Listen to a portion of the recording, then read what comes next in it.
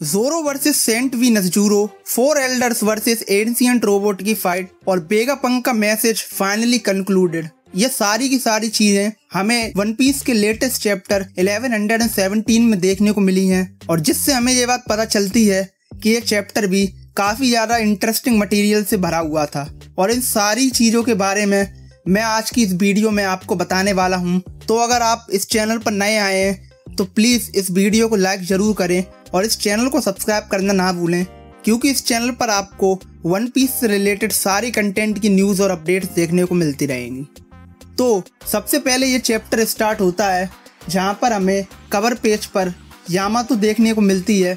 और वो इस बार हमें नेकुमामुशी और योगोरू से मिलती हुई दिखाई देती है फ्लावर कैपिटल में। लेकिन ये चैप्टर स्टार्ट होता है पायरेट आइलैंड हाचिनासु से, जहाँ पर हमें बहुत सारे पायरेट देखने को मिलते हैं जो कि वेगापंक के मैसेज पर अपना रिएक्शन दे रहे होते हैं। और उन्हीं में हमें बैकग्राउंड में दो काफी ज्यादा इम्पोर्टेंट कैरेक्टर्स देखने को मिलते हैं जो कि वन पीस की स्टार्टिंग आर बरातिये में काफी ज्यादा इम्पोर्टेंट थे, और वो कोई और नहीं बल्कि है डॉन क्रीक और किन। और जहाँ पर हमें डॉन क्रीक को देखकर ये लगता है कि उसने अपने बाल बढ़ा लिए हैं और वो पहले से काफी ज्यादा डिफरेंट नजर आ रहा है। इसके बाद हमें मोंट ब्लैंक क्रिकेट भी देखने को मिलता है और उसके साथ हमें सरुयामा अलायंस भी देखने को मिलती है, और जिसमें मोंट ब्लैंक क्रिकेट सरुयामा अलायंस के ब्रदर्स से बोलता है कि क्या उनमें से कोई भी एक बार फिर से डाइविंग एक्सपीडिशन पर जाना चाहेगा, और जिसके जवाब में वो लोग हमें काफी ज्यादा एक्साइटेड देखने को मिलते हैं। इसके बाद हमें स्वॉर्ड मेंबर्स भी देखने को मिलते हैं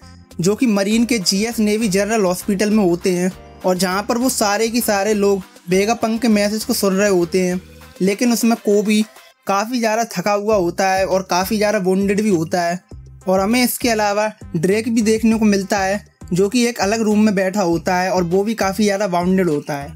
इसके बाद हमें काफ़ी दिनों बाद स्मोकर भी देखने को मिलता है जो कि ताशकी से पूछ रहा होता है देनदन मुशी के जरिए कि वो कहाँ पर है, और जिसके जवाब में ताशकी उससे बोलती है कि वो अभी जनरल हॉस्पिटल में है। और स्मोकर को पर्सनली देखकर मैं काफ़ी ज़्यादा खुश हूँ, क्योंकि वो एक ऐसा कैरेक्टर है वन पीस का जिसको मैंने शुरुआती दिनों में काफ़ी ज़्यादा पसंद किया था। लेकिन एक काफ़ी सैड बात है कि उसका कैरेक्टर जैसे जैसे सीरीज प्रोग्रेस हुई वो उतना पावरफुल नहीं हो पाया और अभी बस वो एक मिडिल ग्राउंड में फंस कर रह गया है। लेकिन इसके बाद हम वापस आ जाते हैं एगड आइलैंड पर, जहाँ पर हमें नामी के ग्रुप जो एगड आइलैंड से एस्केप करने के लिए 1000 सनी पर बैठे होते हैं और जिनके पीछे पीछे ज़ोरो और जिम्बे भी हमें देखने को मिलते हैं।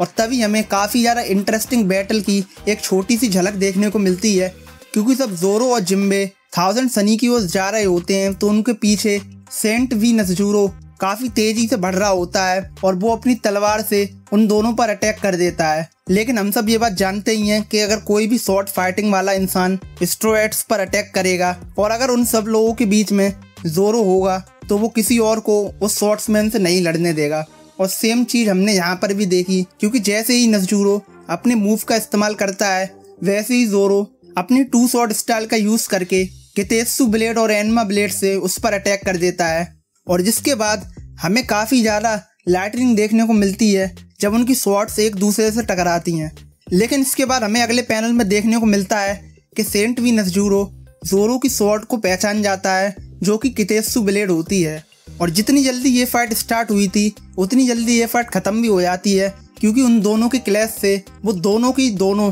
एक दूसरे से काफ़ी दूर गिर जाते हैं और ज़ोरो को जिम्बे अपने हाथों से लिफ्ट कर लेता है। लेकिन इन दोनों के क्लैश की इस स्टार्टिंग को देखकर मैं पर्सनली काफ़ी ज़्यादा खुश हुआ हूँ, क्योंकि इस आर्क में जब से सेंट वी नज़जुरो बाकी और एल्डर्स के साथ आया था तभी से फैंस ये प्रेडिक्शन लगा रहे थे कि क्या हमें ज़ोरो और उसकी फाइट देखने को मिलेगी। और हाल फिलहाल में जिस तरीके से कुछ चैप्टर्स में ज़ोरो गायब रहा था, उसके बाद ज़ोरो के फैंस जिसमें मैं भी एक शामिल हूँ वो काफ़ी ज़्यादा डिसअपॉइंटेड हो गए थे और इस बात की उम्मीद कर रहे थे कि काश हमें ये फाइट इस आइलैंड पर देखने को मिले। इसके बाद हमें नेक्स्ट पैनल में लूफी देखने को मिलता है जो कि इस बारे में बात कर रहा होता है डोरी और ब्रोगी से कि उनके पीछे जो एक बड़ा सा बोर था वो कहाँ चला गया।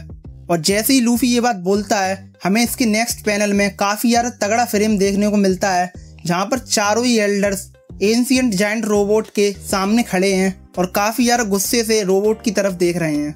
और जिसके बाद उन्हीं में से एक गौरव से इस बात की रियलाइजेशन करता है कि ये तो वही सेम रोबोट है जिसने 200 साल पहले मरी जोस पर हमला किया था। लेकिन इसके बाद हमें वेगापंक के मैसेज में काफ़ी यार इंटरेस्टिंग बात जानने को मिलती है, जहाँ पर वो डी क्लैन के मेंबर्स के बारे में बात कर रहा होता है। और जैसे ही वो ये बात बोलता है कि those of you who carry the letter D in your name among you there is more, और जैसे ही वो मो बोलता है उसी सेम टाइम पर सारे के सारे एल्डर्स काफ़ी गुस्से में एंशिएंट जायंट रोबोट पर अटैक कर देते हैं, और जिससे जो वेगापंक का मैसेज है वो बीच में ही कट जाता है। और हमें वर्ल्ड में जितने भी बड़े बड़े कैरेक्टर्स हैं, जिसमें ड्रैगन, ब्लैक बियर्ड, साबो, बेपो और कोबी भी शामिल हैं, उन सारे के सारे लोगों के सिर्फ यही रिएक्शन जानने को मिलते हैं, जहाँ पर वो जितने भी डी क्लैन के मेंबर्स हैं जो कि उनसे रिलेटेड हैं उनके नाम बोल रहे होते हैं। जहाँ पर साबो एस और लूफी का नाम लेता है, ड्रैगन कुछ भी नहीं बोलता है हमेशा की तरह, बेपो अपने कैप्टन का नाम ले रहा होता है क्योंकि हम सब लोग ये बात जानते ही हैं कि लॉ के नाम में भी डी शामिल है। कोबी लूफी का नाम ले रहा होता है और गार्प का नाम ले रहा होता है, और ब्लैक बियर्ड हमेशा की तरह एक क्रीपी सी स्माइल देकर बोलता है। और उसके बाद बस वेगापंक का मैसेज वहीं बीच में रुक जाता है और हमें एक पैनल में ये बात देखने को मिलती है कि एंशिएंट जायंट रोबोट गोरोसेकी अटैक से काफ़ी ज़्यादा घायल है, और जिसके बाद वो ग्राउंड पर गिर जाता है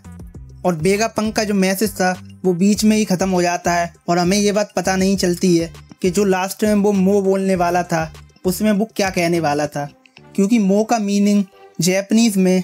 ऑल्सो के लिए यूज़ किया जाता है, और या फिर ये कोई अननोन वर्ड की स्टार्ट भी हो सकती है। लेकिन इसका आंसर तो हमें इस चैप्टर में देखने को नहीं मिला क्योंकि वेगापंक का मैसेज गोरोसे के कारण बीच में ही रुक गया। इसके बाद हमें बीवी भी देखने को मिलती है और वो भी काफ़ी यार शॉक्ड होती है कि वेगापंक अभी क्या बोलने वाला था और ये मैसेज अभी कैसे बंद हो गया। और इसके बाद हमें फाइनल पैनल में यॉर्क देखने को मिलती है, लेकिन वो इस बात से खुश है कि वेगापंक का मैसेज फाइनली ओवर हो गया है। और बस वहीं पर ये चैप्टर एंड हो जाता है और हमें इस चैप्टर में ये बात जानने को नहीं मिली कि वेगापंक जो मो बोलने वाला था उसका एक्चुअली में मीनिंग क्या है। क्या वो मदर फ्लेम के बारे में बात करना चाहता था, क्या वो मंकी डी लूफी बोलना चाहता था, या फिर क्या वो मोल कहना चाहता था, क्योंकि ये भी काफ़ी यार थ्योरीज हैं कि वेगापंक इस बारे में ये बात बोलना चाहता था कि amongst you there is a mole, यानी कि जो डी क्लैन के मेंबर्स हैं उनमें से कोई एक गद्दार है या स्पाई है, या मे बी अभी नहीं है स्पाई, तो एंशिएंट टाइम में हुआ करता था और जिसके ही कारण वॉट सेंचुरी में जॉय बॉय की हार हुई थी। बाकी आप लोग बताइए मुझे इस वीडियो के कमेंट सेक्शन में कि आपकी क्या ओपिनियन है वन पीस के इस लेटेस्ट चैप्टर को लेकर, और आप लोग कितने ज़्यादा एक्साइटेड हैं नेक्स्ट चैप्टर के लिए, इसकी जानकारी भी मुझे दीजिए इस वीडियो के कमेंट्स में। बाकी मैं मिलता हूँ आपको अगली वीडियो में। बाय।